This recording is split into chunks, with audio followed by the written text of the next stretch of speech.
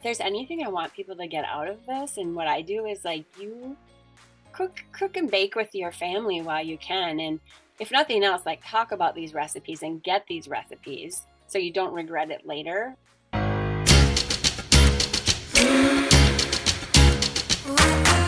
From the blog Random Sweets, I'm Staci Mergenthal, and this is Funeral Potatoes and Wool Mittens, a show for people who embrace the warm and cozy spirit of everyday living in the Midwest.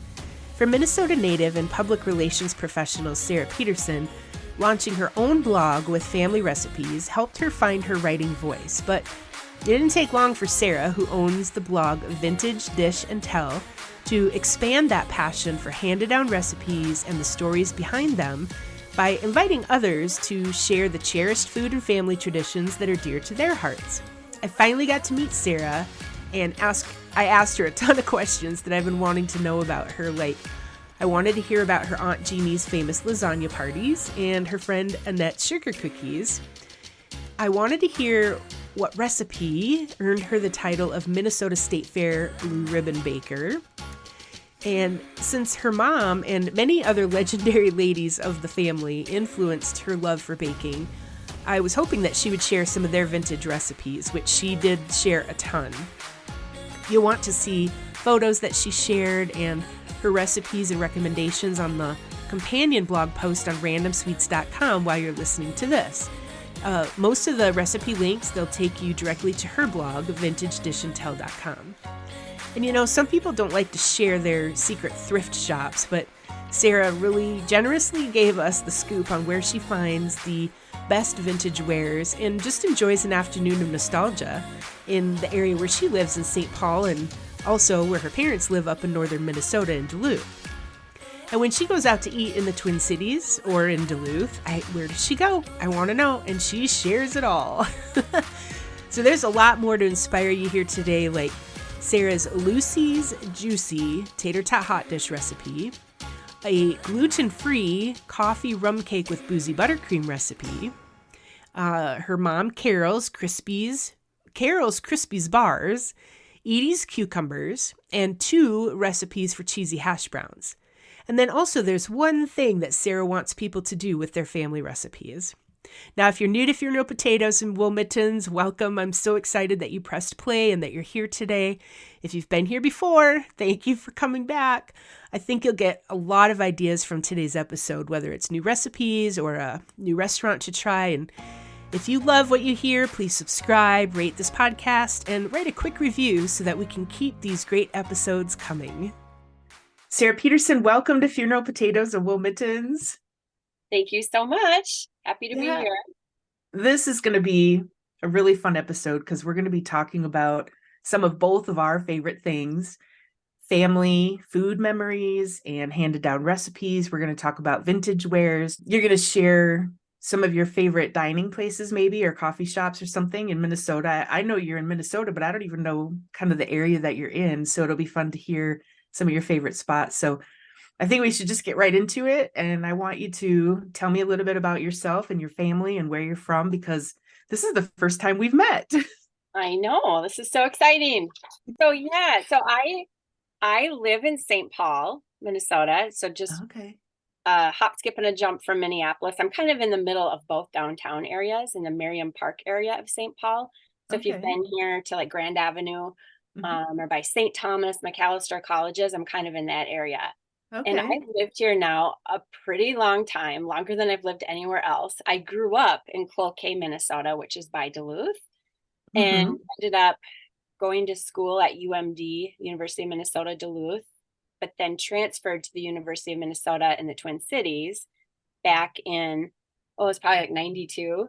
And then after I graduated from college, I moved to St. Paul. I just fell in love with the neighborhoods, the old homes. There's a lot of very old homes. If you've ever driven down Summit Avenue, it's like the longest stretch of mansions in the country. And I don't live in one of those mansions, but I live, a few blocks away and can kind of walk in these old neighborhoods. And I'm in awe all the time of all the old homes and old architecture. And I really love St. Paul. So that's They're beautiful.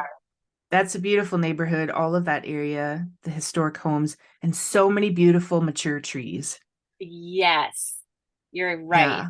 I absolutely love trees. So, but yeah, Summit Avenue, I love just like walking or biking down Summit Avenue and just looking at all the beautiful, gorgeous trees and the walkways too. It's really nice. Hmm. So I live in my house. I have my husband, Jay, and then I have a son, Charlie, who's 18. He's in his senior year of high school. And then I have a daughter who's away at college. She's at Gustavus, which is in St. Peter, Yeah. Minnesota. So about an hour and some change away from us. Yep. My nephew Cody went to Gustavus for a couple years and played football until he had an injury. Yeah, just north of Mankato. I know exactly where it is. We like St. Peter. We Hmm. spend a lot of time there. My daughter is a swimmer and she's in her senior year at Gustavus. So her last year of swimming, but we're down there like almost every weekend right now is swim season through January. We'll either be in St. Peter or we travel to other cities where she's swimming. So you can talk about this later, but that is where you've been doing videos of the largest Potlucks. potlucks and crock pot line of tables that I have seen in my whole life, more than a church basement It potluck. is wild. Yes. Yeah. I love the potlucks and we can definitely talk about Yeah. that. But yeah, so St. Paul is where we're at now. And yeah, so I just a little bit about myself too. My professional background is I'm a PR person, public relations. That's kind of my day job. And I've worked with a lot of food companies, restaurants, manufacturers, like small growers of food. And I've just always been drawn to the food space. But I still work in PR and then I have my blog. It's kind of been a hobby, but something I'm very passionate about and would like to make it more of a career. So Hmm. that's kind of where I'm at now. And share that. That's vintagedishandtell.com, right? Is that the right web Yeah. address? Yes, it's Vintage Dish and Tell. And I started my blog, I think it was like 2019, so before the pandemic. And I just really wanted to do something that was my own after working in PR. You know, Mm. I was writing on behalf of my clients, I was promoting and pitching them to news media, which I still do. But I thought, wouldn't it be nice to do something for myself that's my own, that I can own, and also test out if I enjoy sharing my voice, like, or finding my, Oh, like, oh yeah. writing in my own voice. And so I started sharing stories of, from my family, the recipes from my family, and kind of why they're special to me. And also creating and packaging those stories with pictures of like my grandmas and aunts that brought these recipes to the table. And I just really loved that whole process. And so over the last couple of years, the blog has evolved a bit where it's maybe less about my family, but I'm seeking out other people's stories and sharing the recipes that are special in their family that have been handed down through the generations. And that's been really, really fun to learn about other people's favorite dishes and then share those on their behalf. And I think they Hmm. really appreciate that too. A lot of families, everybody has a special recipe in their family that they hold Yep. dear to their heart.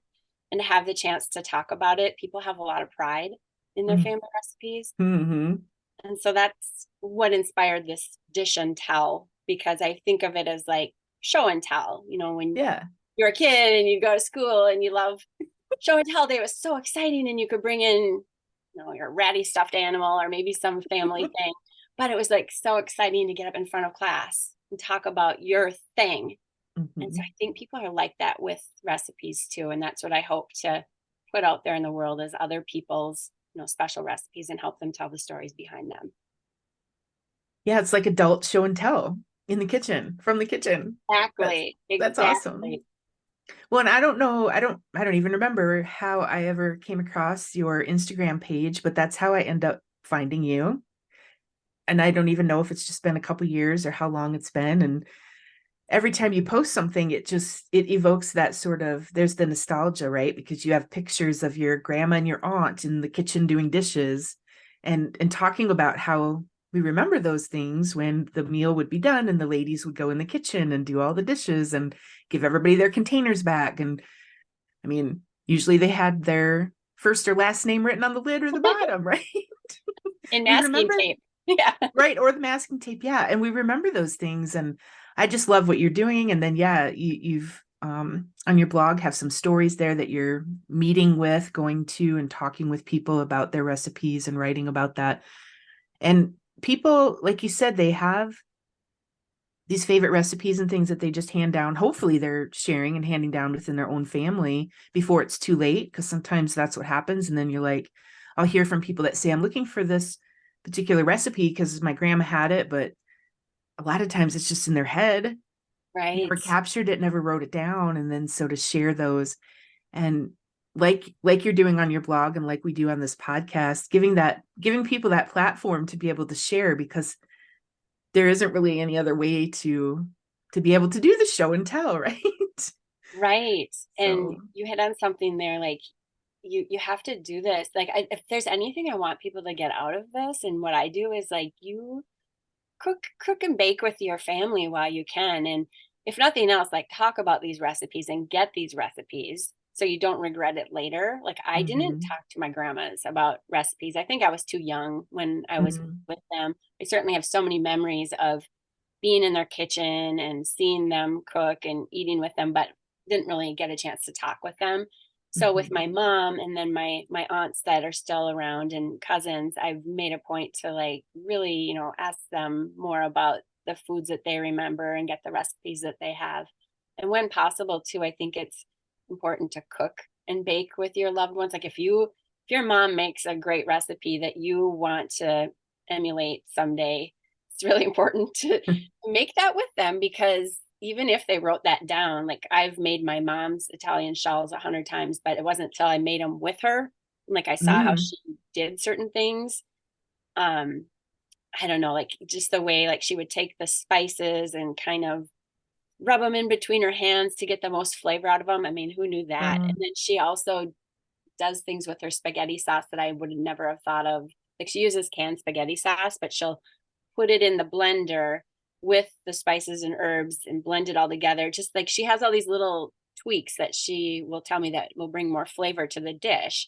Well, it's not like always in the written recipe. So I've just found it really valuable to, whenever I can, make something alongside her and then furiously jot down notes behind her back. Right. So I don't forget anything.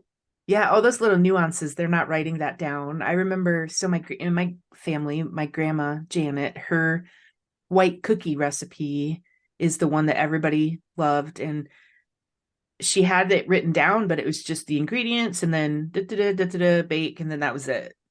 Well, I worked on that recipe with her when I was working on a magazine article about those cookies for her in South Dakota Magazine. So went to her kitchen, and like you said, there's a lot more to it than what they write on that recipe card, and it makes a difference in what the result is, what the outcome is. Those few different things, even just the rolling out her cookies. If you want them to be like hers, this is a dough that you have to roll out like paper thin. You think to yourself, well, this is never going to work, but it is. And that's the way that grandma made them. And that's not written in the recipe. You have to spend that time in the kitchen next to them, because they just are like, oh, I don't do anything special. That's what I hear from people all the time. I bet you do too. I do too. They're so modest. Right. And I don't know, like they second guess maybe their methods, but it's what works. So I think it's just so important whenever you kind of spend time in the kitchen with people. And plus I just love to see other people's kitchens. So that's what's kind of fun too with what I do.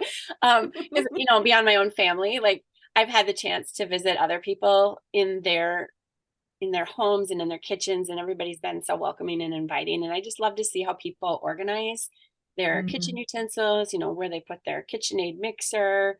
Just, it's really cool to be in people's environment and see how they cook. And then also get a sneak peek into, if they have vintage dishes or things they want to share with me. That's always really fun to see too. Or old cookbooks or their recipe books. I love all of that so much. You could spend a whole day at somebody's house doing that. And then I take a lot of pictures, and I feel like I'm a little too passionate. I probably scare them a bit, but it's so fun for me. I love it so much to be able to see, what other people, especially like when they bring out their recipe boxes and show me recipes that they've been holding on to for years that they still make today. Or if they have an old cookbook, a family cookbook, that's super fun to see. Yeah. That reminds me too of recently I've had a few situations where some people have shared recipes with me from their family but they are in such severe cursive handwriting. Some of it is very hard to read because the cards are also very worn and tattered. Plus it's all cursive. Well, I mean, I can read cursive. I can write in cursive. I'm old enough to know that. I love cursive. Yes. But some of them are hard to read. And so even if you have this box of recipes, if there's some certain ones, you might need to have your grandparents or whoever has them written, decipher them a little bit, and then you can handwrite them out because some of them are hard to read. Totally. Like as beautiful as they are, that handwritten original recipe and the cursive writing with all the splatters on it or the tattered pages. Yeah, you're right. Sometimes it's really hard to decipher the handwriting. Or have you ever noticed too, like the ingredients have changed, the size of packaging, and you see like lard and oleo, and I know people still use lard, but like oleo, you see that in a lot of old-fashioned baking recipes. And I mean, I know now it's like margarine, right? Or butter, but even margarine, people are like, well, some people don't, cook with that or don't know why you cook with that. I don't use it. I don't buy margarine. Haven't bought it in years and years and years. I don't either. My mom still does. And I don't know, there's something to it. It works for her. Like it just has different results in some baked goods. But yeah, I just find with a lot of these old recipes, yeah, you do have to kind of spend some time to be able to read them, but also like modernize them a little bit. So that's always a fun challenge. There's a recipe in our family for orange. I think they're called orange chew-ins in our family, but they're kind of a brown sugar blondie, but they have diced up the orange slice candies. Yum. My sister Heidi loves those. And so my mom would make them every year. And then when we kind of changed to where when we all got older, my mom would say, what do you want me to bake this year? And we'd each give her a few things that we would want her to make. And the orange chew-ins were always something Heidi would want. So one year I was going to be the one that was going to make them. And I got the recipe out and there was something on there that I'm like, well, I don't even know what that is. So Christmas came and they're like, did you make the orange chew-ins? I'm like, no, because there's something on there that I don't even know what it is. It's a weird ingredient, My mom's like, there's nothing weird on there. So I went and pulled the recipe card out and I'm like, yeah, nut meats. I don't know what nut meats are. Yeah. She's like, they're just nuts. But that's what they called them back then because it's the meat of the nut. Yeah. That's hilarious. I've seen that too. My husband's grandma, I have a bunch of her old recipes and I have seen nut meats, and I had to ask too, because it's not common. We don't call them that anymore. Right. I know. She's like, there's nothing weird on there. I'm like, yeah, there is. Now we know. Nut meats are just nuts. The more you know, we're putting the PSA out to the world. Right. So you have your kids and soon you'll be an empty nester. What are some of your hobbies and things? I mean, now you have to do things when you're not going to swim meets and. Well, that's something that's a big topic of conversation lately. Yeah, I think, well, as a family, we're a very outdoorsy family. In the summer, we go camping. We love cabins. We love to be on lakes. And in the winter, we do love winter. We do love snow, which you have to if you live in Minnesota, right? Yeah. So we ski a lot, downhill skiing. And I think, as the kids grow up and move on and we have more time, I don't know. I think we'll probably enjoy eating out more and seeing friends more, having a little more of a social life, because like just the last, as long as we've had kids, it's all about the kids. But I do hope to travel more. And then I have a dream of just living at a cabin. We don't have one. We rent cabins in the summer up north in like the Brainerd Lakes area. Yeah. We also spend a lot of time on the North Shore. We usually go camping or stay at different places up there. And I have dreams of living near a body of water in Minnesota. All year round, right? All year round. Maybe so getting away for a little while in the winter, because winters can get long, but yeah, I do love lake life. And my dream is just to have a place with a dock that I can go have my coffee on every morning. And fishing, I love to go fishing, do a little more of that. I know that's what I would like to do. But yeah, right now things are pretty busy between our kids, and my husband and I are both fortunate to have our parents and they live in Minnesota. Mine are still up north in the house where I grew up in. And my husband's parents live in the Twin Cities. So we spend a lot of time with them too. Yeah. Yeah. When do that, do the friend thing, because I have a few friends that still have younger kids. So we're empty nesters now, have been for a few years. And my friends who still have young kids, I don't get to spend time with them because they're hockey parents and dance parents and whatever. And so I can't wait till their kids, I can't wait till they're empty nesters too. So we can finally have lunch again or go out for a drink on a Saturday night instead of you'll have to finding give them at me hockey game. some tips if you've been an empty nester for a while. I know it'll be kind of a hard transition, maybe. Some parts will be really great, but I know I'll really miss my kids. When my first one went off to college, it was really, really hard. Plus, it was COVID. It's just a weird time. And the second one, yeah, I know it'll be a lot quieter around here, less people coming and going, and I think I'll really miss that. I'm not a good one to give advice about that because I was one of those parents who, right, everything was about my kids, and then when they were gone, there was some grief, and I still miss them, but I get to read more books now because you have more time to just do some of that stuff and a lot more writing, and so you'll gradually find those things, and Yeah, you'll still miss your kids. You'll Yes, still miss them. for sure. I did read somewhere that you got a Minnesota State Fair, a blue ribbon. So I want to hear about that. Okay. That's pretty cool. It is so cool. I still can't believe it. Have you ever been to the Minnesota State Fair? Technically, no. I've been to the fairgrounds the night before to visit like Nordic Waffles and do some things, but then when it Please actually come to comes, the fair and please tell me when you're coming and I will be your tour guide. So first of all, I just love the Minnesota State Fair so much. Like I grew up, we'd come down from up north and spend the day. But I think it was really when I moved to the Twin Cities that I just like developed this huge passion for the fair. And I've always lived in somewhat close proximity to the fair. And like right now I live probably a mile and a half from the fairgrounds. So when the fair is going on, those last 12 days of summer, we go many times. We don't go just once. We go many times and break it up. Like we don't go from 6 a.m. till 10 at night. We go a few hours here and there and just like love the atmosphere, love to be there, love to eat, of course. And then the blue ribbon baking part of it, I started entering back, it was either 2018 or 2019. And I had a friend that was entering her baked goods. And she said, Sarah, you should just try it. It's so much fun. Like just to enter it and be part of the fair in a different way than I'd ever experienced before. And so it's really cool. Like they have their call for entries this summer, like early in the summer before, and you can look through and see where you want to enter. And then there's a day, it's the Saturday before the fair starts.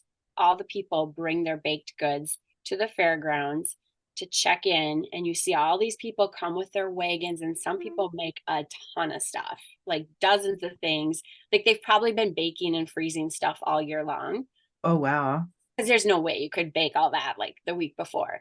But I started small and just submitting a few things. And the first year, I don't think I won anything. But the second year, I got a blue ribbon for a gluten-free cake that I made. It was a gluten-free rum cake with a boozy buttercream frosting. And that actually won a blue ribbon, which I was so shocked and excited about because I think I'd made it, only a few times. And then the morning of the day when I had to bring it in, I had some kind of fiasco and I almost didn't enter it because I didn't think it was worthy. And then at the last minute, I'm like, I'm just going to enter it. And then it won. So that was super exciting. Yeah. And then I've also won other ribbons, not blue ribbons, but I won one for my mom's version of, she has these chocolate chip shortbread cookies, which I'll share that recipe with you. Yeah. They're just these really great they melt in your mouth kind of shortbread cookies, and they're so good. And I had entered them one other time and didn't win, but then it was 2020, it was 22, I think I won a third place ribbon for those. But those are really good cookies, and that was really fun to win something for a recipe that is from my family that I love that recipe so much. I bet that made your mom happy too. Yes, we were over the moon. And then one year they had a hot dish contest too, where you had to come up with a hot dish recipe of your own using Minnesota ingredients with a Minnesota theme. And I won third place for my hot dish, which was a version of a Juicy Lucy. Do you know Oh what a my Juicy Lucy gosh, cheeseburger yes. is? Where But the but molten tell people. yeah, Juicy Lucy is this version of a cheeseburger made famous by, there's two different bars in the Twin Cities that kind of claim that they came up with it. But And it's, aren't they just down the road from each other too? yeah, Yeah, one is okay. Matt's and one is like, I can't remember the name. It's like numbers. I'll figure it out. Maybe I'll tell you after. But anyway, the Juicy Lucy is a cheeseburger where the cheese is like inserted into the patty. So it's not on top of the patty, but you bite into the burger and it kind of like can squirt out. You have to be careful not to burn yourself. It's like hot lava cheese coming out. So I came up with a hot dish recipe and I called it Lucy's Juicy Tater Tot Hot Dish because my daughter's Lucy and she's my Oh, taste tester, but it's a version of a Juicy Lucy where you have the base with, ground beef. And then I had this a mix of caramelized onions and cheese. And I put some beer in there and made like a really good elixir or whatever. Every hot dish has to have that creamy condensed soup kind of foundation. And so that was yeah. mixed with the beef and then covered with pickles, dill pickles, and then tater tots on top. It was so good. Did that get a blue ribbon? It had to. Did it get? It's a third place. So I can't remember the colors. So the blue ribbon is first place. I think it was a white ribbon for third place. But it was a really cool experience. I've never Yeah. really created a recipe of my own. So just that whole process. And I had taste test sessions with my neighbors. Everybody came over and gave their input. And yeah, I haven't made it a lot since, but I need to make it because it's really tasty. It's really good. Like if you like hot dish and tater tot hot dish, it's a different twist. I love all of that. So, I mean, I don't know if you're going to be willing to share that recipe or Oh, not, but oh for my sure. gosh, I For think sure. we'd I'd all love it love if it. more people would give it a try. Yeah. Have you ever entered that recipe into a different contest? Like even Taste of Home magazine does their monthly contest. You win $500, or probably cheese companies, right? Like, I don't know. I feel like you could Good. definitely win something with that one. It's That's a hot really tip. Yeah, unique. maybe I should look into that because I did use all Minnesota ingredients and I did use a Minnesota cheese. So maybe I should let them know about it. Yeah. Well, don't do that for free. Right, right. That's Well, helpful advice. Yes. yeah. And I mean, yeah, depending on you're in PR, those rules and regulations. Like, are you signing it away for them to own it and you can't share it anymore? Then you don't want to do that. So, No, but I will say, like, if anybody has ever thought about entering their county fair or their state fair picking competition, it's just a blast. And I highly recommend it because there's nothing like, going to the fair and seeing your baked goods on display. Because even if you don't win at the Minnesota State Fair, they display almost everything that people enter with your name by it. And so that was like a whole nother element to the state fair that we've kind of built into our routine as we go to the creative activities building. We look at all the baked goods. We try to find the things that I've made or my friends. I've gotten a few of my friends and my mother-in-law to enter too. And so we visit their baked goods and celebrate them when they win. What's really fun is the first day of the fair. The first morning is when they announce all the winners, and you can go online, you can read it on a PDF, but the true passionate blue ribbon bakers, they go to the creative activities building that morning of the first day of the fair and see who's won all the ribbons and find their baked goods. It's super fun. very special. Have you ever met Marjorie Johnson? I haven't, but it's my Would dream. you love to be? I would love to do a podcast episode with Marjorie Johnson. She is just my idol, and she was at the fair this year. She was this year? Wow. She was, so she still drops off her baked goods. So she was there the day that people were dropping off baked goods. And then she was there doing some media appearances. And I think they honored her one day. They were honoring people that had been part of the fair for many years. And so she was there on stage, and that would have been a treat to see her. Right. I think, is it Twin Cities Live? that does a lot with her. And I've seen those different segments. And the one year they went to her house, I think it was her birthday, and they went to her house. And for those of you who don't know Marjorie Johnson, I can't explain a lot because I don't really know a lot, but she is very elderly. Is she in her 90s or is she 100 yet? I don't She's over know. 100. But she has been baking for the Minnesota State Fair for years. And to hear her story and her process about how she does that and how her husband would carry everything to the car, it's just an awesome story for so many years. And yet, like you said, she's still doing it. I have her cookbook. She has a cookbook. I think it's called Blue Ribbon Baker or something like that. Maybe I don't remember, but I have that cookbook, and it has a very sort of that community Midwest feel to it. It's fantastic. So And what I love about she's a her, gem. yes, she is a true gem. And what I love about her too, her story is she didn't start entering the blue ribbon baking contest until she was in her later years, or, like maybe in her 40s or 50s. And I don't know, I find that inspiring. I'm in my Mhm. 50s, and I really think it's cool when you see or hear about women and men that like start new adventures and new careers later in life. And I'm sure she had baked before that, but she has said like she didn't really enter competitions until her kids were grown and gone from the house. And yeah, and then look at what she's done. She's won Mhm. so many, like I think she has a world record for how many blue ribbons she's won. Yes, and then is it Joe Souchere that she's on at the beginning of the fair? His first guest, I don't remember, but I mean, been was she on Jay Letterman? I think she's been everywhere. Yes, she's been on Jay Leno or the Tonight Show. So with Jay Leno probably many times. Okay. And then I know she's been on Kelly Clarkson's show. Oh I mean, she's wow. got a lot of national attention too, which is really fun. Yes. She's just hilarious. Like even to this day when she was interviewed this year, I mean, she's just really she still has got it, and she still won ribbons this year as well. Who influenced you? I mean, did you just become a baker on your own, or you talked about some of your mom's recipes? So, kind of who influenced the baking for you? Well, I would say it's definitely my mom. She is a great baker to this day. Always was baking when I was growing up. And so we always had treats around the house. And I just have so many fond memories of, her baking. And I didn't always get to help her very much. I was like the one that was chopping the nuts with the little nut grinder or licking the Yeah. bowl, kind of sitting there waiting for the treats to be finished. But so many great memories. And then seeing just the joy that her baking brings to people, I'm sure that's had a big influence on me. My mom is one of those people that, like at Christmas, she'll bake 20, maybe 30 different kinds of things, and she'll share them. She'll make little treat trays that she'll deliver to the woman that cuts her Oh, hair, or like maybe there's a handyman that helps my parents out, or the neighbors. Like that was her gift. Like she would just give these big treat trays, and people would be so excited and happy. And I think there's something to that, like seeing the joy that her baking would bring to other people definitely played a role in my passion for baking. this has absolutely nothing to do with what you just said, but I just remembered that the day that I reached out to you and said, "Will you come on this podcast?"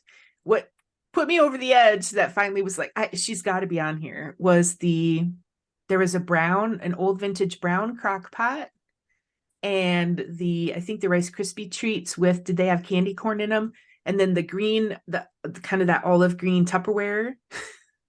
Yes. Like she's got to come on here. There's so many similarities and just the memories, right, that we all can relate to. Those of us who are this in the 50s age, right? So Yes, I know. I love to, well, I use a lot of these old dishes and Tupperware in my old crock pot.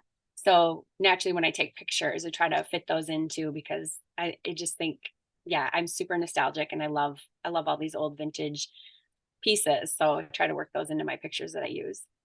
how many crock pots do you own? Not enough. Not So enough. I really have downsized. So Oh. I have like three. I have a big one, and then I have a smaller one, and they're not pretty. They're just kind of my go-to, like Mm. the ones that I need to use when I need to get things done. And then I have a really cute one that I use quite a bit too. It's this orange one, probably from the 60s or 70s. But I'm always on the hunt for cool old crock pots, because there are some really pretty ones out there. And I know I've shared some pictures when I come across them at different events or at vintage shops. I always take pictures, but yeah, I wish I had more room. They take And they up. have glass lids too, which is really cool. We don't get the glass lids anymore. I know. Yeah. Love that. Do you have a typical Midwest garage refrigerator? Sort of. Our house is so old and drafty. We have a porch refrigerator. So we have a Oh, front okay. porch that's completely enclosed, but so cold that we can put things out there, and that's like a refrigerator. And then we have a back screened in porch that I keep a cooler out there in the winter where I put all my cookies and bars and Oh, things that sure. I can't fit in my indoor freezer. Yeah, so definitely I can relate to that. That's So, helpful in winter. yes. Do you have what's the name for your when you take like a pickle and cream cheese and ham or pastrami in your family, what do you call it? We call them pickle dogs. Pickle Or dogs. Okay. or I know some people call Minnesota sushi, right? No. What do you call it? Well, I don't my sister Heidi calls it South Dakota sushi. And I'm like, why do you call it South Dakota sushi? We grew up in South Dakota, okay, but from the time she was like 18, 19, she's lived in Minnesota. We live near Lake Benton, Minnesota, both of us on acreages. I said, why do you call it South Dakota sushi? We live in Minnesota. And she's like, I don't know. That's just what it was always called when it was kind of given to me. And so everybody calls it different, but for some reason, South Dakota sushi. Yeah, like that's when we first we make the pickle dogs or the pickle roll-ups. You hear that a lot Yep. around here. But that's just, the meat. I use pastrami and then the cream cheese Oh. pickle rolled up, and we kind of eat them like that. But then if you slice them, then it turns into something else where I think that people call it Minnesota or South Dakota sushi. I like them either way. I love that so much. Right. They That's taste the same, but you use pastrami though, huh? That's different. Yeah. I do because at the state fair there is a pickle dog booth and they use pastrami, and I just really like the peppery kind of taste of the meat. So Oh, that's what sure. I use. Yeah, and I always go to the deli part of the grocery store and have them slice it really thin. Oh, that's a good tip. Because Okay. I don't know if you can, I'm sure you can buy it packaged, but I've never seen it packaged, by the other deli meats. So I just go to the deli counter and they usually have it. Okay. Let's go back to your blog for a minute. What can kind of people expect? So there's recipes and stories. It's very Right. Midwest, right? What would you say your kind of cuisine that you have that you're sharing the recipes there?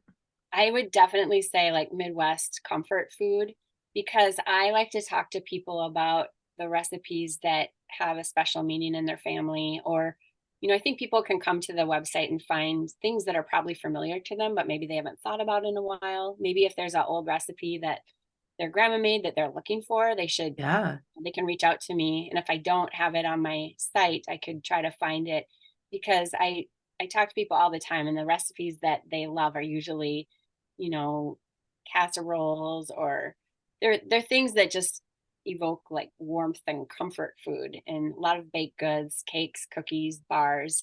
I also look through a lot of old church cookbooks and community cookbooks and find interesting dishes, and we'll make those as well. Mm-hmm. And I try to look at things from a seasonal lens. So like pumpkin, and pumpkin, everybody's talking about pumpkin in September and October. So I'll look through my church cookbooks or my old vintage Betty Crocker cookbooks and pull out things that have pumpkin in them or that are more Halloween focused. And I like to do that with rhubarb too. I know I did that last spring, like just pulled a bunch of rhubarb ideas to give people inspiration Did you from. guys grow up with, that's another Midwest thing too. Did you guys grow up doing or making rhubarb? Did you have it grow at in Duluth? We did. So it seems like everybody had a little bit in their backyard. Like we didn't have huge gardeners in our neighborhood, but we had a little bit of rhubarb. And then I would have relatives that would really, really have a lot. And so it was fun to visit them. My Aunt Edie up in Bemidji, Minnesota, she was a really big gardener, and she always had a lot of rhubarb and good rhubarb recipes. Mm-hmm. So she'd make things and you guys would go there and visit, and she'd Yeah, always have rhubarb. that was always a treat to visit her. She was such a good cook, such a good homemaker. And, I was fortunate to get some of her recipes through my mom. And there's a couple on my blog that they're simple, but they're just really good. Like there's one for, we call them Edie's cucumbers, where it's just, cutting up cucumbers and then they're dressed in a dressing of sour cream and milk and salt and pepper and green onion, but just like really good, simple, tasty food. Not Yeah. too complicated. And I loved that. What do you love most about blogging and doing that? You started it to have something for yourself and share what you want to do. What do you love about it the most?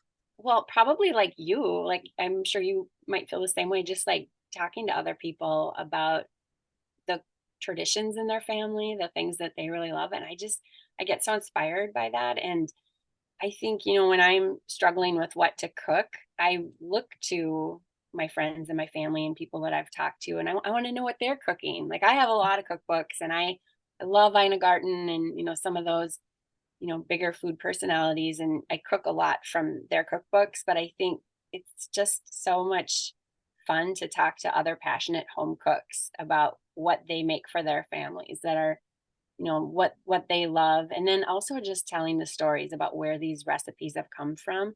I think it's Mhm. really fun. Like for instance, I have a neighbor and she has a recipe for a pineapple upside down cake that she shared with me, and she loves this recipe because it came from her grandma. And then like, she starts sharing the story about her grandma, and her grandma was quite a character, and you just like learn all these little things. And talking to my neighbor and seeing her pride in this recipe and how her face lights up when she talks about her grandma and helping her kind of relive those memories. Yeah. That just makes, my heart so happy. So that's why I do what I do. What are some of your favorite handed down recipes? If you had to pick a few, what are a few of your favorite handed down ones? Few of the handed down ones, like I have to really think, but they're probably ones that, I have on my blog. So there's a friend of our family. It's my mother-in-law. It's one of her dearest friends. Her name's Annette. And she has these sugar cookies that she brings to every function, every celebration. And she's known for her sugar cookies. And I didn't think she'd share her recipe with me because, I mean, they're just like the best cookies. Everybody raves about them. And she stamps them all. She has this big collection of stamps. So she'll make her sugar cookies and then stamp them with an emblem fitting to the occasion she's going to. So if it's a baby shower, they Mhm. might have a little baby foot. If it's Christmas, she has all these Christmas stamps. But yeah, her recipe is really good. And I've made the cookies, and it's just one of those recipes that's tried and true. And she has worked on it for years and years. And she makes like a crazy amount every year. So she's got this recipe down. And Mhm. that's one that I'm really like honored that I have and that she was willing to share it with me. And then I think too, like learning about other people's dishes or traditions that aren't familiar to my family. So one of my dear friends up in Cloquet, her name's Tony, she shared with me a recipe in her family for meat pie, which the name doesn't sound great, maybe, but it's a dish that comes from her family has some French Canadian roots where they make these meat pies where, it's a pie crust and then in the middle there's seasoned pork. And her family seasons the pork with sweet basil, with a lot of sweet basil. You boil the pork in the sweet basil, and then you mix in some flour and some torn bread pieces and bake it in a pie crust. And it is so delicious and so good. So I loved like getting that recipe and hearing the story behind it in her family. They have it every year around the holidays. Her grandma Flossie used to make it like every Christmas Eve, and Tony had the chance to make it with her grandma, and Mhm. they like learned that recipe. And then I went and made it with Tony. Her grandma's no longer with us, but so Tony Okay. and I made it together, and I was able to see, just how it all comes together and write about and share that too. So I think there's so many recipes, but those are like the two that come, top of mind that I really, Okay. really love. A lot of it because of the story that goes with it, isn't it? Hmm. What are a couple of your favorite recipes that aren't handed down that you either came up with on your own or found somewhere? And so there's no like story that goes with it from past, but now you'll be passing that down to your children and they'll pass Oh, down you eventually your grandchildren, right? Grandma yes. Sarah. Yeah, so that's where I was trying to think of something like that that hasn't been in my family or hasn't been handed down from a family friend. But I think there are a couple of things that my kids request all the time. Mm. And one is the Ina Garten recipe. It's warm French lentils. And it's my daughter Lucy just loves this recipe. And it's lentils that you boil with a turnip and an onion that has cloves stuck in it. But then, after the lentils are done, there's also like cooked carrots and leeks. It's a kind of healthy dish. And then it has this mustardy sauce that you put in at the end, butter and like Dijon mustard. And we usually serve it with some kielbasa sausage. So Hmm. I don't know, but Lucy loves, loves, loves that. And so whenever she comes home, I try to make that for her. Yeah. See, so now then you'll have those stories. She'll have those stories of always remembering Yes. having that with you, right? And then, I'll pick up other recipes from if there's a restaurant that has a dish that I really like I try to get the recipe and make it at home. And so there's a Oh, cavatelli pasta dish that we make quite a bit at our house that we had for the first time at a restaurant called Red Rabbit here in the Twin Cities. My husband is gluten-free. They have a lot of gluten-free dishes there. And this okay. cavatelli pasta is something that we both love, but it's pork sausage that's cooked in a lot of butter. Butter is the theme, and Right. fennel. And then Mm. it has you can use gluten-free pasta and it all just comes together. I think there's red pepper flakes in there too, but we just really, really love that dish. So And we were really able, flavorful, huh? yeah, Yeah. it's at the restaurant, but one time the chef was on a local TV program and he shared the recipe and I was like, score. You're like, get out. We make that all the time now. Okay. But Do you otherwise, have, oh, go ahead. no, go ahead. No, go ahead. Well, I was just going to say a lot of the things that we make that are our favorites in our family are things that have been handed down from Mhm. my mom or my husband's mom is a really great cook too, Mary Lou. Okay. And I have a lot of her recipes and she has been very involved with her church's cookbooks through the years. So I have a lot of her Mm. recipes from those church cookbooks and we make a lot of her Sure. dishes too. Do you have so you show up with your family, do you have a sort of a signature dish that it's like Sarah has to bring this? You're just in charge of it. They expect that you bring this dish in your family. So in my family, it's kind of interesting because people are still all about my mom's recipes. Oh, yeah. Okay. Finding that I'm like, I have to bring things, but it's like my mom's chocolate cake or my mom's Italian Mm. shells, like things that she's known for. But now I'm making more either with her or for her, just because it's getting a little bit harder for her to find time and bake and all Sure. that.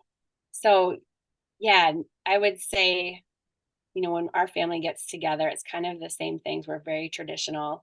And I'm just making more of her dishes. Like Thanksgiving's coming up, and we'll have um, scalloped corn is a dish that she's been making for years. And if she doesn't make it, oh my gosh, I have to make that.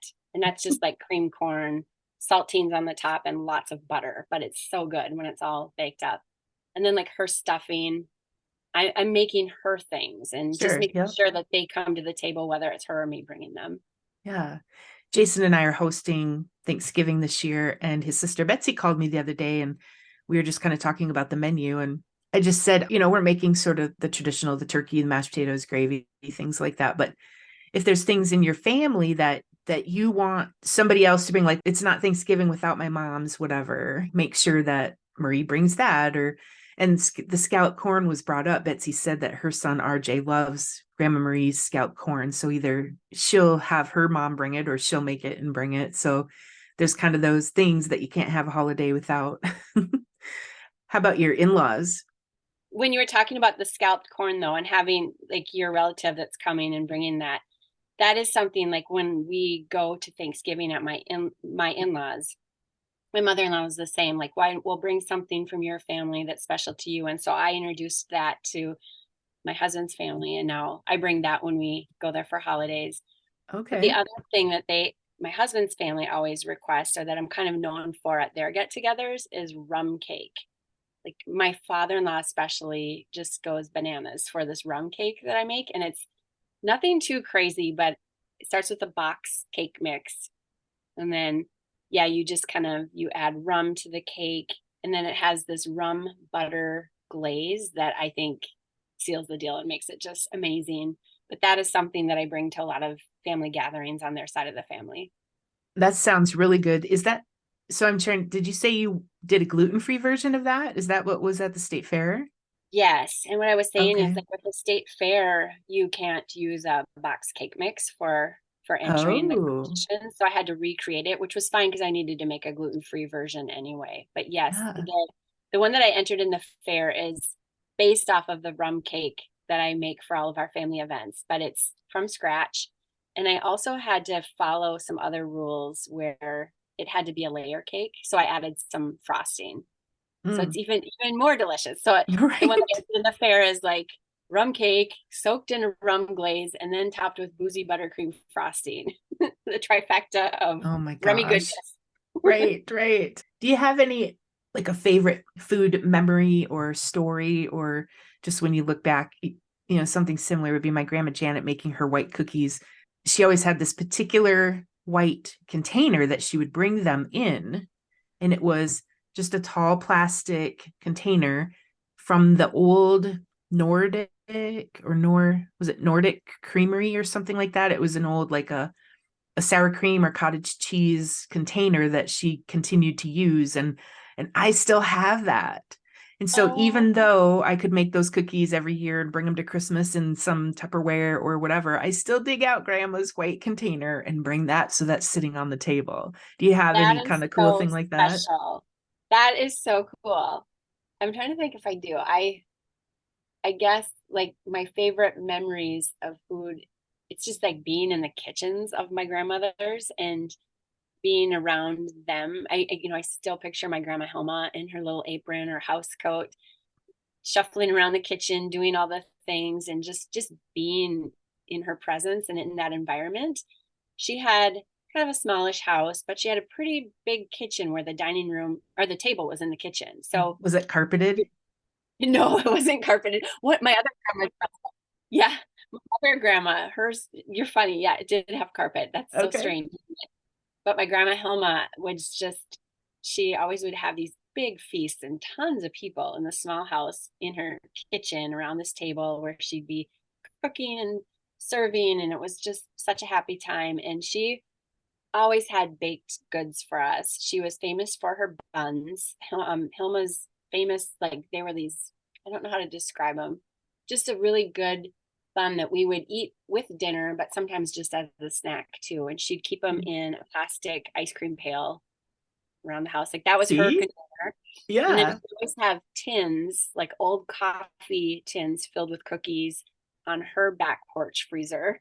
Her Mm. back porch was really cold and she would put things on the steps in the back in these containers. And so it was just so fun to visit her and go sneak a little treat here and there off her back porch. Other memories, I do have memories of like cooking early on from my mom had a Betty Crocker kids cookbook. And I Mm. remember having that and just devouring the pages and trying to make some of the recipes in there. Like they would make little salads out of pears and carrots. So you'd make them look like Raggedy Ann or some doll. It was really Oh fun. But I wow. love those. And I have my version of that cookbook. I'm going to show you. I know this is a podcast, but the junior cook. Oh, This is Better Homes and Gardens, but I just remember getting this cookbook when I was a kid and so excited to try to make these recipes that were easier and that kids could do independently in the kitchen on their own. And the snickerdoodle recipe is one that I've made over and over again. Like that was probably the first thing I baked on my own, and they're pretty easy, so they're pretty mhm. good. And it's just so fun to make something that was good and tasty and that I could share with others. We're in the Midwest, and I don't know anybody that doesn't have a good bar recipe. We're talking about cake and we're talking about cookies and everything today, but do you have a good bar recipe in your family? I love bars, and yes, Me too. we have so many great recipes. So a couple are on my blog. I'll tell you a couple that are on my blog and then a couple that aren't. But Okay. my mom makes chocolate peanut butter Rice Krispie bars. So they're different than a Scotcheroo. They don't have butterscotch in them, but the base is like Rice Krispies with some peanut butter mixed in and I think some corn syrup. But the top is what makes them really special. It's a combination of chocolate and peanut butter. And my mom actually doubles the chocolate peanut butter layer. They're just like so good. We make those a lot in our family. My mom also has a version of Rice Krispie bars that we call Carol's Krispies, where she mixes in butterscotch chips and peanut butter. So it's just a little bit more flavor than a traditional Rice Krispie bar, but we really love those. So is she, when she's melting down the butter and the marshmallow, is she then stirring in some peanut butter? So the way I remember, I think we melt the peanut butter and the butterscotch chips first. Like melt that in a saucepan or in the pan, and then add the marshmallows, and then it comes together, and then the Rice Krispies. Yum. Yes, Okay. these are very tasty. And so we don't really make just regular Rice Krispie bars anymore. We make either Carol's Krispies or the ones topped with chocolate. So I'm assuming your mom's name is Carol. That's why they're called Carol's Krispies. Okay. Just clarifying. She has a lot of great bars. There's a lot at the holidays too that she makes, like chocolate covered cherries. Love those. They're a chocolate covered cherry bar. Bars. Okay. And then she'll do they're like chocolate mint bars. It's kind of a cakey bar, but it has a layer of that creme de menthe kind of flavoring, but hers don't have creme de menthe. They're just mint and then topped with chocolate, kind of a chocolate ganache. Love those. Those are big around here. Yeah. Yes. Nut goodie bars. Yeah. Those are so good. And then a few weeks ago, I made carrot bars, and maybe you and I were talking on Instagram about it, but they use baby food, carrot baby food. Oh yeah. Yeah, because I said I have a recipe that is for plum cake and uses plum baby food, which is I can't find just straight up plum baby food anymore. It's always like a plum apple grape or something like that. So I think it was, but I hadn't heard of a carrot bar recipe. Well, I had remembered these carrot bars from when I was growing up, and I remembered my mom using baby food, and then she was like, no, that can't be right. And then we thought, well, maybe it was pumpkin bars. But I was looking through some old church cookbooks from Cloquet, where I'm from, and I found the recipe. Actually, there were 3 or 4 recipes for the same bar, all using baby food. And so I made them, and they were so good. So it's like, a kind of like a pumpkin bar, but with carrot baby food. And then it has that cream cheese frosting. And then my mom used to take nuts and sprinkle them over the top of the cream cheese. So that's how I remember them. And I made them like that, and they were very good. Good. I bet they were really moist then, because that baby food really helps with that, doesn't it? Yes. And it is hard to find baby food though, isn't it? Like the right ones, like the right size baby food. And I wanted the glass jars. Like, oh yeah. I mean, a lot of stores now, they have a different variation, or they have a limited supply of it. So it's kind of hard. Next time I see this kind in the Gerber baby food in the glass jars, I'm going to just stock up because I want to make those bars again. Right. There was another bar I was going to see if you've ever heard of. I was at my mom's yesterday, and I took a picture of her recipe for toffee bars. This is sort of a go-to bar that she makes many times throughout the year, and it's so easy. But the base is just butter, brown sugar, flour, and 1 egg yolk. And you kind of mix that all together, bake it, and then you take that out and you take a bag of chocolate chips and just let those melt on top of the crust. And then maybe sprinkle it with nuts if you want nuts. But we call those toffee bars, and we make those a lot. I really like those. Yeah. So yes, I have a similar version that I'm trying to think of where originally it's a Paula Deen recipe, and she calls it something toffee bars. So in your mind, you feel like they're hard, crunchy, like toffee, but this recipe is even simpler because there's no egg or anything. It's actually graham crackers. So you just line the pan with graham crackers, the little sheets, and then you boil the brown sugar, butter, and can't remember what else is in there. Not much. And then pour that over the top of those graham crackers. And then you just bake that. Then when it comes out of the oven, you sprinkle the mini chocolate chips and pecan pieces over the top, and then let them set. I mean, they literally need to set for like a day before they're cooled down enough to be able to kind of cut them into bars. But that mixture doesn't get hard. It's a soft. Okay. That sounds good. Yeah. Bars are the best. Does your family have a version of funeral potatoes or cheesy hash browns? Or is that not something that you've had in your family? I'm The so way glad you you just looked at asked. me. Of course we do. We have That's many a versions. yes. Um, so I asked my mom to share hers with me because I don't have it, but her recipe, and they all call them something a little bit different. Yep. We're at my mom's house, we call them cheesy potatoes. And hers is, it has a big container of sour cream, like a 16-ounce container. And it's made with frozen hash browns. So some Mm-hmm. of the potatoes that we have, the cheesy potatoes, have different kinds of potatoes, but my mom uses like 2 pounds of hash browns, melted butter, a can of cream of chicken soup, some onion, and then 2 cups of cheddar cheese and salt and pepper. Mm-hmm. So that's what we have. And we usually have that with ham. Like on Christmas, we'll have ham and cheesy potatoes. So that's the way we do potatoes with my mom. My grandma had a similar version, but I remember crushed potato chips on the top. I was going to ask if your mom's included anything on top, but she didn't tell you there's anything on top. No, I don't think she does. I know she doesn't, but my grandma used to. Okay. And then So potato chips, though. yeah, and I think they were sour cream and onion potato chips. Ooh, that's even better.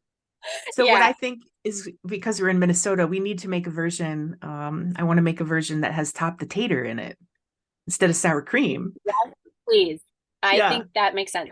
And actually, my Aunt Edie's creamy cucumbers that we make that call for sour cream, my mom will sub in top the tater because it already has the chives in it. And so Yeah. that's such a versatile ingredient, Yeah. that top the tater. Not to mention that it's just great on chips. Exactly. But I have to Oh, tell you, my mother-in-law's cheesy potatoes, they call them party potatoes in her okay. family. And I have the recipe because it's in one of the church cookbooks that Oh, she was president of the church cookbook committee.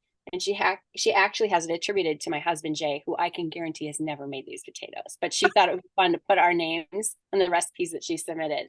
sure. But for her funeral potatoes, she uses Orida O'Brien potatoes. Do you know Oh, those yep. ones that are more diced with some peppers and things in them? Mm-hmm. And then has a pint of half and half, 16 ounces of American or Velveeta cheese, half cup of butter, and then Parmesan cheese on top. So those are also very delightful.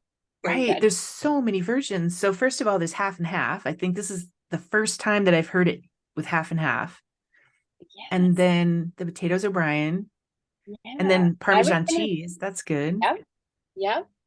And that's just on the top because she's doing like an American cheese or a Velveeta on the inside, but then a little Parmesan on the top She on the top. heats the cream and the cheese and the butter over low heat, pours over potatoes, mixes it together, sprinkles heavily with Parmesan cheese. Heavily. I love it. Oh, Very specific and very smart. yeah. And then there's some little notes in the cookbook too. It says, I found that I didn't like as much butter as called for. It was richer than I preferred. So you could take out some of that butter, I guess. For the butter. Yeah. But Okay. yeah, they're perfect in my mind. They're very good. I've Me just never had a cheesy potato I didn't love. I mean, bring it. Me either. Exactly. All the different versions wherever you go. And that's, I think, why they're so popular because you just can't go wrong with party potatoes, cheesy hash browns, whatever we want to call them. And I love that you ask people because it's so fun to learn about all the different variations of them. It's Mm-hmm. and I know when we have our potlucks for my daughter's swim team, where we'll have we probably have 50 people that bring different dishes. There's always like 2 or 3 that bring cheesy potatoes. I'll Yep. get their recipes because that's interesting too. They have to keep it hot in a crock pot, which is a whole different thing Mm-hmm. when you're thinking of recipes. But yeah, Yeah. they're very popular. Let's move into kind of a different direction, but talk a little bit about, I mean, your blog is called Vintage Dish and Tell, which is it's about the recipes and the foods, but there's still the vintage dish, the actual physical dish. And so I want to talk a little bit about these vintage finds. We both love vintage and we don't know each other. So let's do a little list of what some of our favorite, when you said you always love to find a good crock pot, even if you're buying it or taking pictures, right? You just enjoy seeing those things. But what are some of the things that and then I'll share my list too, that when you find these things, what do you love to pick up? Yeah, I put some thought to this, and I didn't have to think very hard because there's really, really three things that I'll literally gasp when I find them out in the wild at, whether it's a vintage shop or a thrift shop or estate sales. I love all of those places, but I love to find tin recipe boxes. Any recipe boxes really kind of catch my eye, but I love the ones like from the 50s or 60s. They're tin, they come in different colors. I have a huge collection of them because I'll often buy them, and I get even more excited if they have recipes inside. That they've been such a great source of recipe inspiration too. Like, it's so fun to look through them. One woman, I assume it was a woman, had a recipe box, and it must have had like 20, 25 recipes for pickles, like different pickled things. Oh, So wow. if I ever want to make pickles, I'm going to totally, dive into her recipes. So that's my number one thing, is recipe boxes. Oh, the recipe boxes are huge. I also, like, I love pretty dishes. I gravitate towards those areas of the stores where the dishes are, and I wish I could buy all the dishes, but I have to limit myself. And so I've told myself that I can only buy Homer Laughlin china. Homer Laughlin china is something my grandma Hilma had, and it's often, it has like a sweet floral pattern. I'll send you a picture after, but you'll see it on my Instagram and on my blog too. I'll just pick up these pieces if they're Homer Laughlin. They're not like the fanciest of fancy china, but just sweet little floral patterns. And so I have a lot of mismatched pieces that I've purchased through the years. But I had to rein myself in. Otherwise, I would just like buy all the dishes. So Homer Laughlin. And then the other thing that I love to find are the church community vintage cookbooks. I have to also rein myself in with those. I've kind of tried to be a bit more selective. So I love like the old Betty Crocker cookbooks with the old illustrations. Sometimes they have photography, but a lot of times they have illustrations that are just really cute and whimsical. And I'll pick those up. And then I'll buy the community and church cookbooks, particularly if they're from an area that I have some connection to. When I go home to Cloquet, there's a thrift shop on Main Street, and I'll often pick up cookbooks that are from the churches or different groups in town. And then I'm trying to find some from the Bemidji area where my mom is from and where her mother was, just to see, if any of their names come up in those cookbooks. That would be really fun to see some of the recipes that they shared. So those are my big three things that I like. What do you like to find? Three things? That's all you did? Well, now I'm looking I at my could go list and I'm on. like, oh my gosh. I love vintage Tupperware too. Oh, sure. So a lot of things too, like I'll just take pictures because I just can't buy everything, but I love finding vintage Tupperware, and that's a really fun thing. And just really any like kitchen area of a thrift shop or a vintage store, I could just spend hours looking at all of the old utensils, old Yep. appliances sometimes. So it's really fun. My list is really too long, but thermoses, I love vintage thermoses, especially if you can find the ones that don't have the plastic tops, but the metal ones. Oil barrels. So like the big oil drums, I use those as planters outside. That's so cool. Yeah, so I'll fill the halfway up or more than halfway up with either pool noodles or just different things that are lighter, and then actually put my pot with all my flowers, just set it in there so you're not actually Good planting idea. in the barrel. I love the height on them because they're tall and thin and they have cool colors and they're always rusty. Well, I love repurposing old tins and things for planters. That's a great Yeah. idea. Wooden crates and boxes. I have so many wooden crates that are pretty large that are either end tables or coffee tables. Cake carriers. They used to make the old cake carriers. Yeah, see, Love you love cake those. carriers. Yes, I have bought quite a few, and I was actually at a shop last night. They had a little event in our neighborhood, shopping by candlelight, and there was a vintage shop that had one that I can't get out of my mind. I'm gonna have to go buy it. You're gonna have to go get it. Yeah. And what do you do with yours then? Do you have Well, it I just only have a couple vintage. I'd say maybe two that I've purchased, and then one was my grandma's, so I'll never get rid of that one. One is just the old silver that just says cake on it and has a little piece of cake. But the rest of them I just look at and love, but yeah, I just don't buy them. Kitchen scales, I have probably 3 or 4 kitchen scales, so shouldn't buy any more of those, but I love those. I like the wire swimming pool baskets. And especially if you find the coordinating pin that goes with the numbers. So do you remember when I was a kid, you'd go to the swimming pool and you would check out, they would give you a basket to put your personal belongings in or whatever. And there's a number on the basket. And then it would come with almost like a safety pin that had the number on it. Wear the pin on your swimming suit, put your personal items in, give them the basket back. Then when you were ready to leave for the day, you'd come back and give them your pin that you had pinned on your swimming suit, give them that number, and they'd go pull your basket. So there's these old wire baskets. I have seen those baskets with the numbers. I had no idea that Yeah. that's what they were for. That is so cool. Yep. I have probably 10 yellow ones that are the coolest thing. None of them have the pins with them, but they all have numbers on them. I use them all in my kitchen pantry.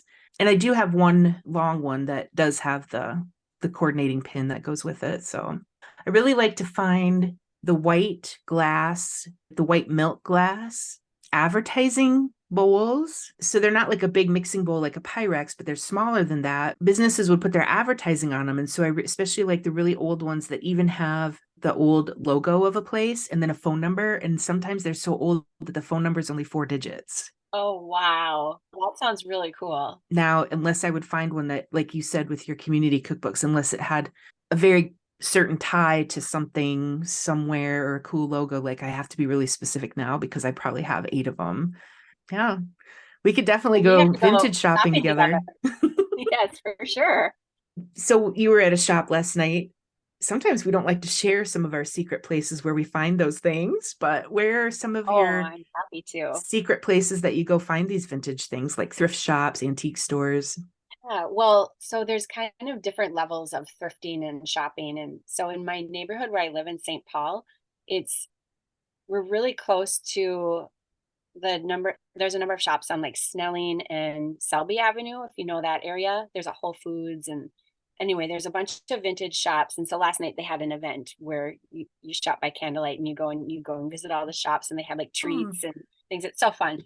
But there's one that's kind of new. It's called Betty's, and it's in this really charming standalone space, an old brick building that has been vacant for many years. And we're so happy this woman, the owner is Liz. She took it over and has the sweetest antique vintage shop. She calls it, I think, European inspired vintage. Okay. And the shop is named after her grandma Betty. And the very first time I walked in there, she was serving caramels from her grandma Betty's recipe. So we immediately Whoa, now we're right. best friends. But her shop is really cute.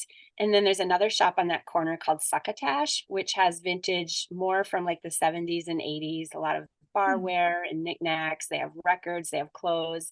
There's a lot of clothing, a lot of vintage clothing shops in the area too, which are fun. But if you come down Selby a little more, also in St. Paul in the Merriam Park neighborhood, there are a couple of shops. One is called the Missouri Mouse, and then there's the Mall of St. Paul.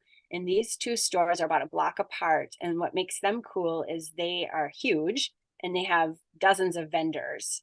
So there's like all these little shops within these antique stores, and you kind of get to see, if you like somebody that specializes in vintage Tupperware, you go to their little corner, or someone that's more about China, they have pretty dishes. There's so much variety. So I love those shops, and I'll often just go wander around when I need a break or something, just to get out of the house. But then when it comes to thrifting and like finding a deal, have you ever heard of the chain called Ark's Value Village? I don't know if it's just in the Twin Cities. I've heard of it, but there's nothing like that around here. I've only heard of it from up there Yeah, in so the it's similar to cities. a Goodwill. Like I think Okay. that their proceeds go to benefit, their nonprofit leg. But Ark's Value Village, there's probably 4 or 5 in the Twin Cities metro area. They're in various suburbs. So it's a little bit of a trip. Me and my son like to go there when we need a fun outing. We're like, let's do Ark's Value Village run. Oh, he'll go And with you? Oh, cool. yeah, he's into clothes, like vintage clothes, Okay. and I go to the kitchenwares, that section, and look at dishes. But I always find something. So I Okay. really like those shops. And then I just really love estate sales more than anything. if you can hook me up with a good estate sale, that just makes me giddy. And I don't go to them enough because they're kind of a little bit harder to find out about. I have a few people that will tip me off. A few of the antiques dealers in my neighborhood or shop owners, like they'll know Mm-hmm. about them. But sometimes they're listed on like Facebook Marketplace. Sometimes I'll see signs when I'm driving through town, that there's an estate sale. And Mm-hmm. I just find that so fascinating because not only do you see there's often cool things to find, dishes and recipe books, but you also Mm-hmm. get a sneak peek in some of these older, beautiful homes, which I find Sure. really fun too. There's some companies that conduct the estate sales where you can sign up for their email list. I Oh, don't have okay. the names of them at top of mind, but I know you can sign up and follow, and they have Facebook pages too where they'll talk Mm-hmm. about where their next sale is.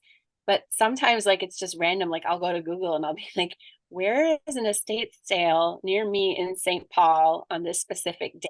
And Today, because I need a usually, fix. yeah, like if I have a free morning on a Saturday, sometimes it works.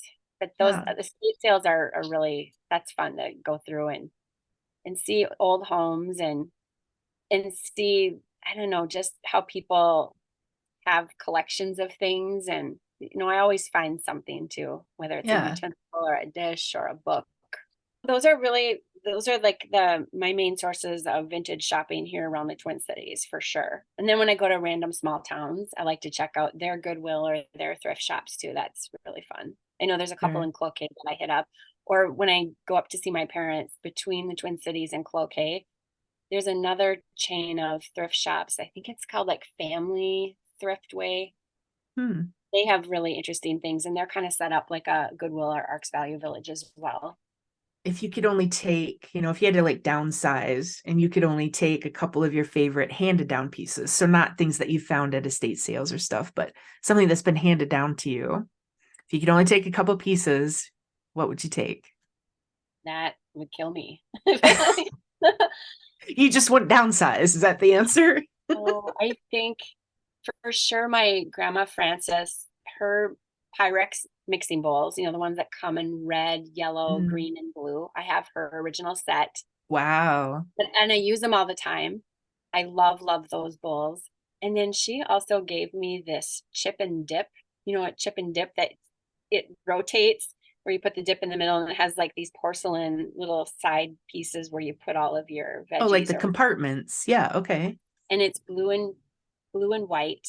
I forget the brand, but I think it's like a well-known pottery brand, but I love that so much. And I always put it out when we Oh. have like a birthday or something. So I would Mhm. definitely need to take that.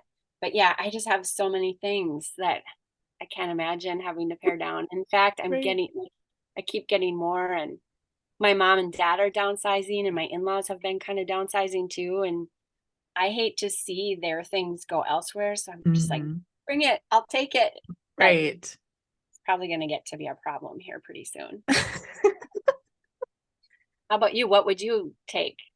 Well, for sure, when I thought of asking that, I thought, what would I take? And even though I don't use it, which so I like that you're keeping things that you use. But I have my grandma Janet's Sunbeam stand mixer, and it is her first and only ever stand mixer. So she got it, I can't remember if it was right after she and my grandpa got married from a hardware store. And that's the only stand mixer that she ever had. And that's the one that we used when she taught me how to make her white cookies. And then she gave me the stand mixer, and I have it on display in my house, but in my kitchen, but don't ever use it, but it still works. Special. Yeah, that's really cool that you have it. I guess I should tell everybody that we didn't include cookbooks and recipe boxes because we knew that we would take those. For sure. that that was just not even part of the discussion, because of course we would take our grandma's recipe boxes, etc. But if there was an item or something, I should note that part. But Yes, I I do would for have. sure grab my recipe box. And then I have a cookbook that my mom wrote all of our family recipes. She wrote them in her writing for me. And I think it was a wedding gift or a shower gift. And so that's really Wow. special too. It's in terrible condition because I've used it so much. I have to find a way to restore it. But I would definitely, Oh. definitely want to take that. Even though neither one of us want to, we need to end this at some point today, or I know we could sit here all afternoon. So maybe we'll need to have a part 2 of Sarah and Staci at some point. That would Because be I know fun. we could. I know we could. I'd love to learn more. So I have just a couple other questions. What's your favorite food holiday? Thanksgiving. Oh, Thanksgiving. So you have that coming up real soon.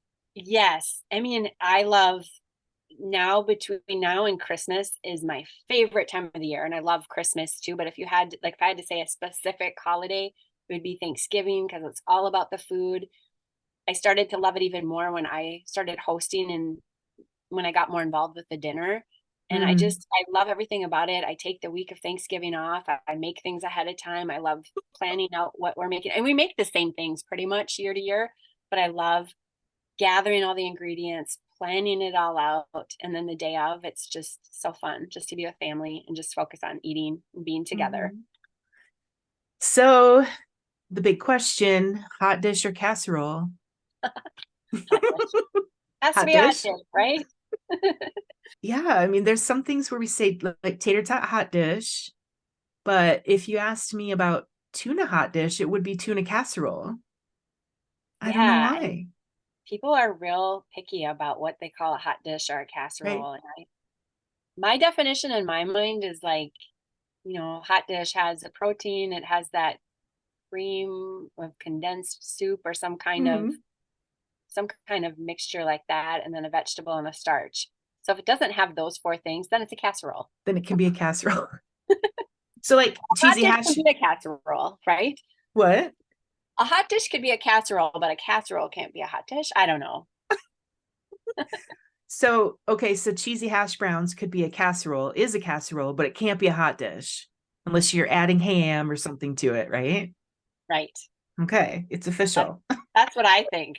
Yeah. All right, other than sour cream raisin pie and trail mix, do raisins belong in baked goods?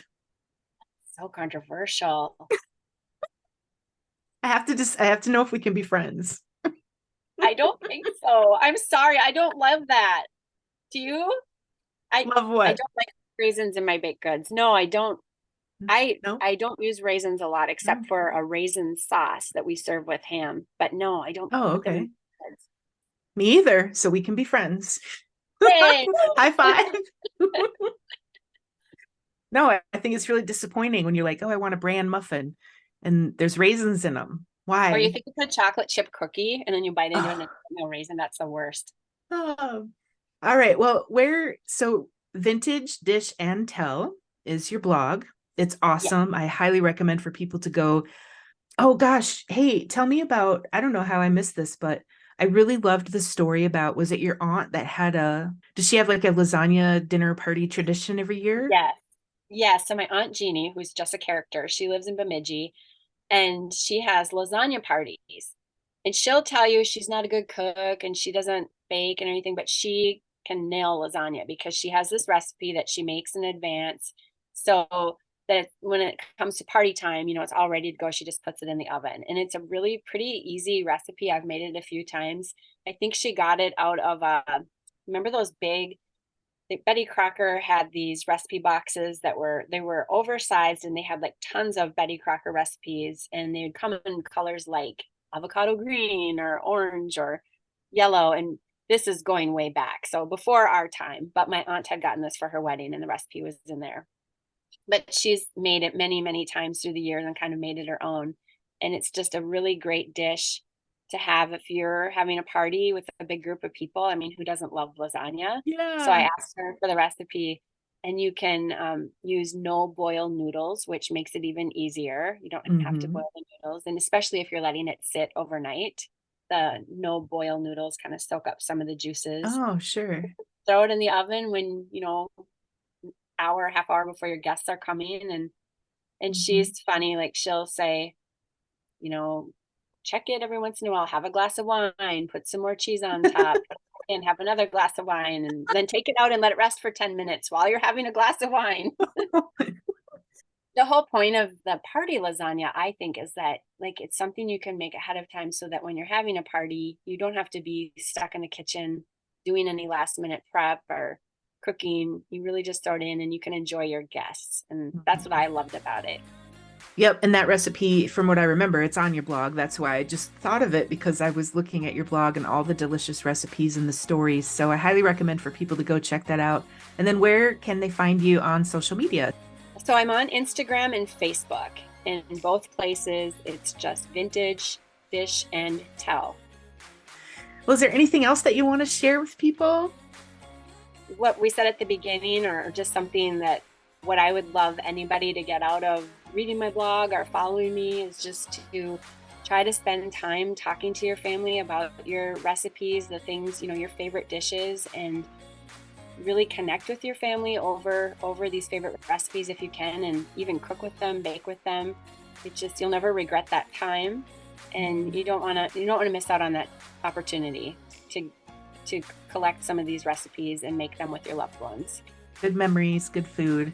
Nothing beats that. Nope. Sarah, it's been a treat to finally meet you. I thank you for your time and for sharing the recipes that are cherished in your family with everyone else. Thank you so much. This has been really fun to talk with you as well. Yay, you hung out with us all the way to the end.